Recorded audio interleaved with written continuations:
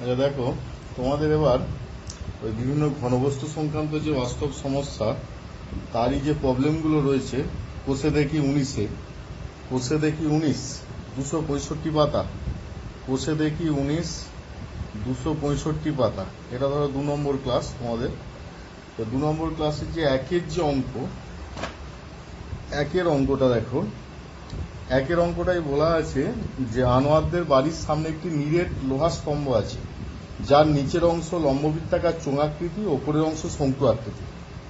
এদের ভূমিতলের ব্যাসের দৈর্ঘ্য 20 সেমি, চোঙাকৃতি অংশের উচ্চতা দেওয়া আছে, শঙ্কু আকৃতির অংশের উচ্চতা দেওয়া আছে। 1 ঘন সেমি লোহার ওজন দেওয়া আছে। তাহলে লোহার স্তম্ভটার ওজন কত? তাহলে একটা লোহার স্তম্ভ আছে যার নিচটা হচ্ছে চোঙাকৃতি, মানে এইটা ধরো নিচ, এটা হচ্ছে নিচের দিকটা, আর উপরের দিকটা হচ্ছে শঙ্কু আকৃতির, মানে এইটা। এবার এইটা দেওয়া আছে, ব্যাসার্ধ দেওয়া আছে, আর উচ্চতা দেওয়া আছে, শঙ্কুর উচ্চতা দেওয়া আছে, চোঙের উচ্চতা দেওয়া আছে।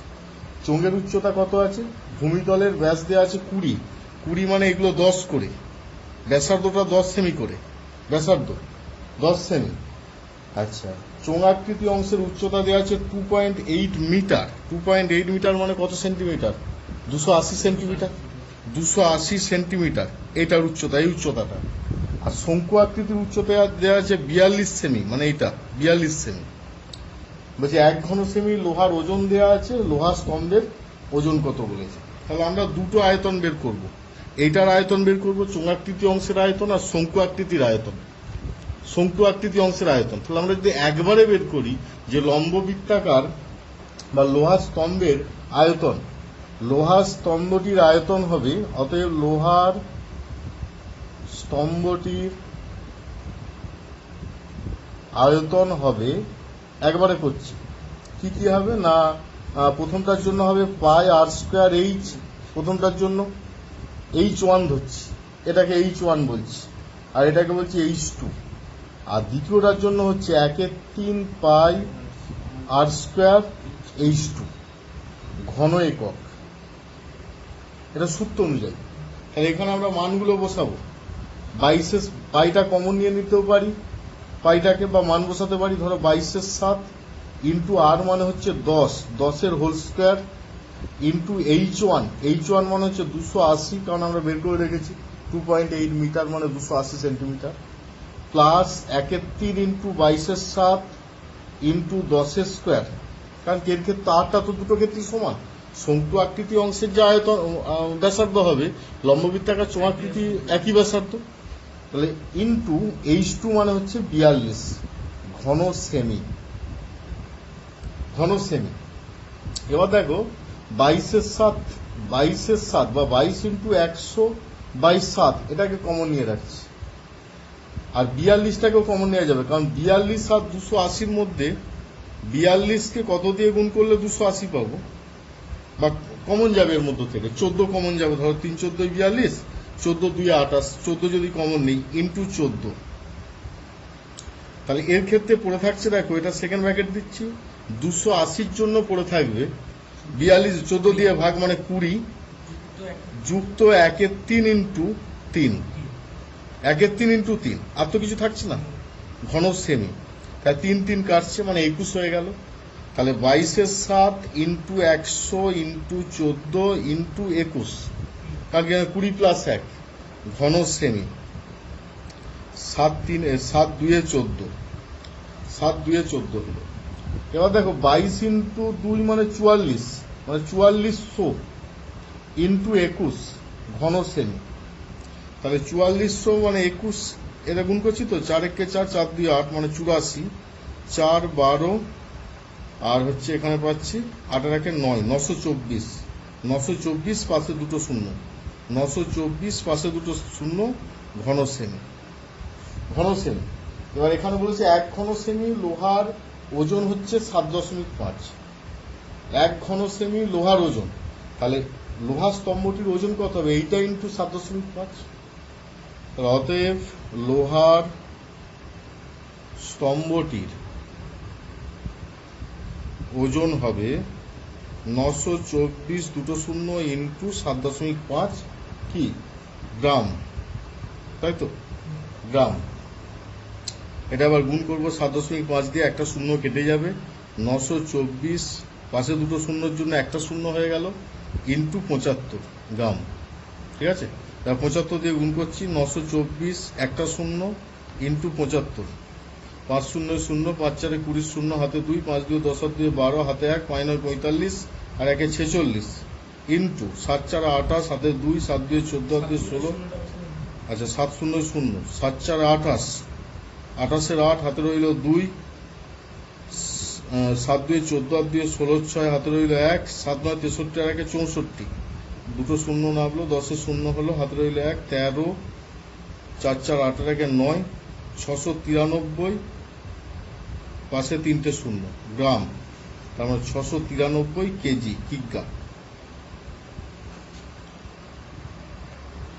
তাহলে এটা যেটা পেলাম যে লোহা স্তম্ভের ওজন হচ্ছে 693 কিগ্রা বা কেজি। এবার 2 এর অঙ্ক দেখো, একটি নিরেট লম্ববৃত্তাকার শঙ্কুর উচ্চতা দেওয়া আছে, তির্যক উচ্চতা 25 সেমি আছে। শঙ্কুটির সমান আয়তন বিশিষ্ট একটি নিরেট লম্ববৃত্তাকার চোঙের উচ্চতা যদি এটা হয়, তাহলে চোঙটির ভূমিতলের ব্যাসার্ধ নির্ণয় করতে হবে। কারণ কি, দুটোই নিরেট লম্ববৃত্তাকার শঙ্কু, নিরেট লম্ববৃত্তাকার চোঙ, তাই চোঙের ব্যাসার্ধটাকে ধরে নিতে হবে। ভূমিতলের ব্যাস যেহেতু বলেছে, তাহলে ভূমিতলের ব্যাসার্ধটাকে ধরে নিচ্ছি। তাহলে দুটো আয়তন সমান হবে, সমান করে ওখান থেকে আর এর মান বের করবে। ধরি চোঙটির ভূমিতলের ব্যাসার্ধ 8 সেমি, শর্তে একবার লিখে দিচ্ছি। প্রথমটা হচ্ছে শঙ্কু, তির্যক উচ্চতা আছে, তির্যক উচ্চতা যদি দেওয়া থাকে উচ্চতাটা বের করতে হবে শঙ্কুর ক্ষেত্রে, তার শর্তটা আগে নয়। অতএব শঙ্কুটির উচ্চতা হলো, শঙ্কুটির উচ্চতা দেওয়া আছে, শঙ্কুটির ব্যাসার্ধ হলো, শঙ্কুটির ব্যাসার্ধ হলো রুটের মধ্যে এল স্কোয়ার, এল মানে 25 হোল স্কোয়ার, মাইনাস উচ্চতার স্কোয়ার মানে 20 হোল স্কোয়ার সেমি। আর এটা কত পাবো, 625 মাইনাস 400 সেমি, রুট 225 সেমি, তাহলে 15 সেমি। এবার শর্তে 1/3 পাই আর স্কোয়ার, আর স্কোয়ার মানে 15 হোল স্কোয়ার, ইন্টু এইচ মানে এখানে হচ্ছে 20, শঙ্কুর ক্ষেত্রে লিখছি, শঙ্কুর ব্যাসার্ধ 15 পেয়েছি, উচ্চতা হচ্ছে 20, তাহলে 15 whole square into 20 equal to চোঙের আয়তন পাই আর স্কোয়ার মানে বড় আর স্কোয়ার ধরছি, ইন্টু এইচ, এইচ মানে হচ্ছে, আচ্ছা বড় আর ধরেছি তো, বড় আর, তাহলে পাই আর স্কোয়ার, এইচ মানে এখানে কত দেওয়া আছে 15, এইচ মানে 15 দেওয়া আছে।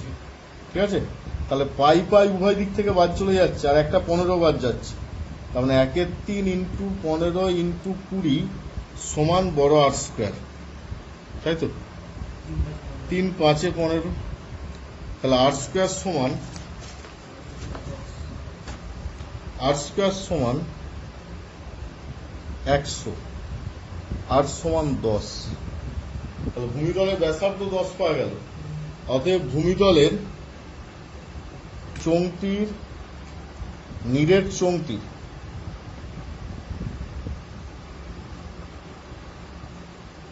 ভূমিতলের ব্যাস সমান 10 ইন্টু 2 20 সেমি। ঠিক আছে, তাহলে এটা 2 এর অঙ্ক গেল।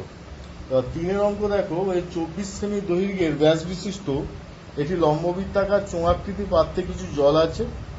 6 সেমি দৈর্ঘ্যের ভূমিতলের ব্যাস এবং 4 সেমি উচ্চতা বিশিষ্ট 60টি নিরেট শঙ্কু আকৃতির লোহার টুকরো ওই জলে সম্পূর্ণভাবে নিমজ্জিত করা হবে। জলতলের উচ্চতা কতটা বৃদ্ধি পাবে, যে পরিমাণ জলতলের উচ্চতা বৃদ্ধি পাবে সেই পরিমাণের যে আয়তন সেইটাই হবে ওই যেগুলি ডোবানো হয়েছে, যে ছোট ছোট লোহার টুকরো ডোবানো হয়েছে তার আয়তনের সঙ্গে সমান। কারণ আমরা প্লবতার সূত্র অনুযায়ী যে কোনো একটা বস্তুকে যদি জলে নিমজ্জিত করা হয়, নিমজ্জিত বস্তুর আয়তন অপসারিত জলের আয়তনের সঙ্গে সমান হয়। এটা তো আমরা জানি, এটাকে কি সূত্র বলে, প্লবতা, তাই তো, যে নিমজ্জিত বস্তুর আয়তন অপসারিত জলের আয়তনের সাথে সমান। তাহলে এখানে সেটাই করব। এখানে কি কি বলা আছে, 24 সেমি দৈর্ঘ্যের ব্যাস বিশিষ্ট একটি লম্ববৃত্তাকার চোঙাকৃতি পাত্র আছে, ব্যাসটা দেওয়া আছে মানে ব্যাসার্ধ হচ্ছে 12। 6 সেমি দৈর্ঘ্যের ভূমিতলের ব্যাস মানে ব্যাসার্ধ কত 3 সেমি, 4 সেমি উচ্চতা বিশিষ্ট 60টি নীরের শঙ্কু, 60টা মানে 60 into 1/3 pi into 3 square into 4 লোহার টুকরো সম্পূর্ণভাবে নিমজ্জিত করা হলো। জলতলের উচ্চতা কতটা বৃদ্ধি পাবে? ধরি লম্ববৃত্তাকার চোঙাকৃতি পাত্রে, ধরি লম্ববৃত্তাকার